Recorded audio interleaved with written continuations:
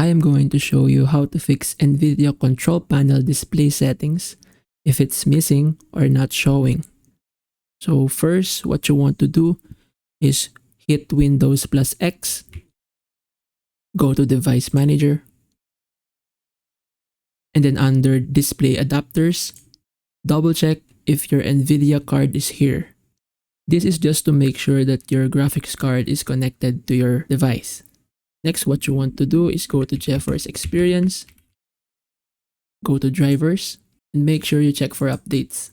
Now you can see that I have the latest game driver, and if those doesn't work for you, you must restart the services. To do this, you go to Windows R, go to services.msc, click OK. So here you want to find the Nvidia services. So right click on one service, and then hit on Properties, and then make sure your startup type is set to automatic. Then click Apply, OK, and then do this for the other services. Now what you want to do next is to restart them. So right click on one, click on Restart. Now after that, you restart the other two, and if you do this correctly, your issue should be fixed. Now if your problem is still occur, what you want to do is to uninstall Nvidia Control Panel. So you search for Nvidia Control Panel, and then uninstall.